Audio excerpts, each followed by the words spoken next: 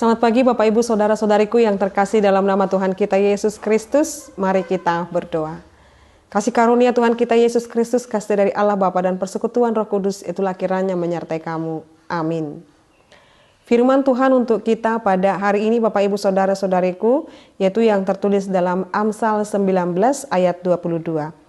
Sifat yang diinginkan pada seseorang ialah kesetiaannya. Lebih baik orang miskin daripada seorang pembohong. Demikian pembacaan firman Tuhan. Bapak Ibu Saudara-saudariku yang terkasih dalam nama Tuhan kita Yesus Kristus. Setiap instansi baik pemerintah atau bahkan lembaga keagamaan pun itu Bapak Ibu Saudara-saudariku, sebelum dia menjabat suatu jabatan pemerintahan atau bahkan pekerjaan atau bahkan pelayanan, selalu ditanyakan kepadanya bagaimana dengan kesetiaannya atau sering juga disebut dengan loyalitasnya. Loyalitasnya kepada, kalau dia adalah dalam instansi pemerintah, loyalitasnya kepada pemerintah, kepada rakyat. Dan jikalau dia adalah seorang pelayan, bagaimana dia menghambakan dirinya, kesetiaannya kepada Yesus Kristus yang mengutus dia.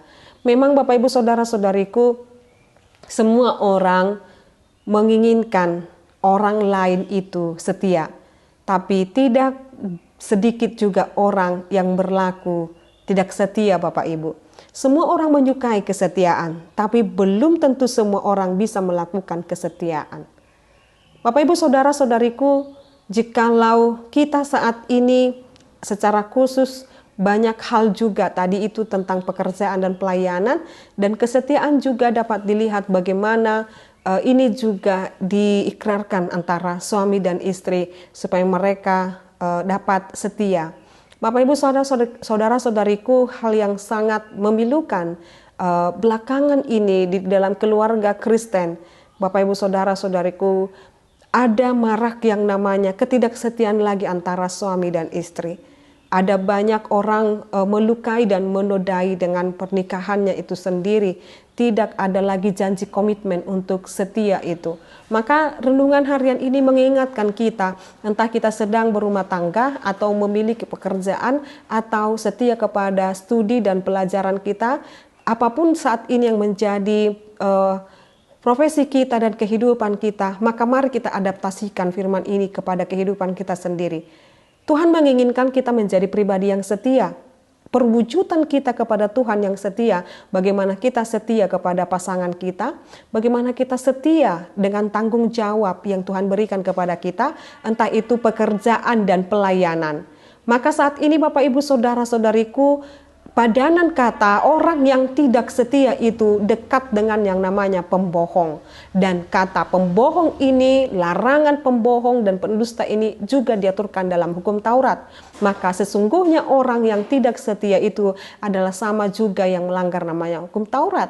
Maka Bapak Ibu Saudara-saudariku, Tuhan mau berkata kepada kita supaya kita menjadi pribadi-pribadi yang setia. Terkhusus hanya orang-orang yang setia percaya kepada Allah dengan menjaga peribadahannya, dengan menjaga spiritualitasnya. Demikian juga dia setia kepada apa yang dipercayakan Tuhan kepadanya, baik keluarganya, baik suami atau istrinya, baik anak-anaknya. Maka saat ini perbaiki pergaulan hidupmu dengan Allah, dan itu akan mengubahkanmu dengan menghidupi dan mengimani bagaimana cara kita hidup bersama dengan sesama kita.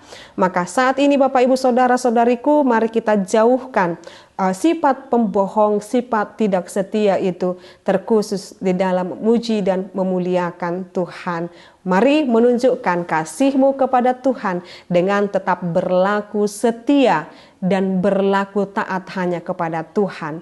Hanya dengan itu dapat kita memungkinkan kita dapat berlaku setia juga di dunia ini dengan apa yang Tuhan titipkan kepada kita. Entah itu anak-anak, rezeki, pekerjaan, dan lain sebagainya. Tuhan Yesus kiranya memberkati kita dan jadilah menjadi orang-orang Kristen yang setia dan menaruh rasa hormat dan tidak menjadi seorang pembohong. Amin, kita berdoa. Ya Allah Bapa kami bersyukur buat firman-Mu yang boleh mengingatkan kami. Biarlah kiranya Tuhan memberkati kami, menjauhkan kami dari segala mara bahaya, dan biarkan kami terus tetap tinggal dan setia hanya percaya kepada-Mu saja. Terima kasih Tuhan. Biarlah Engkau memberkati seluruh jemaat-Mu ini, seluruh pendengar renungan harian ini. Tuhan kiranya berkati mereka. Dalam nama Yesus Kristus dan pimpinan Roh Kudus kami berdoa dan mengucap syukur. Anugerah daripada Tuhan kita Yesus Kristus, kasih dari Allah Bapa dan persekutuan Roh Kudus, itulah kiranya menyertai dan memberkatimu sekarang sampai selama-lamanya. Amin. Selamat pagi Bapak Ibu, Saudara-saudariku, Tuhan Yesus memberkati. Shalom.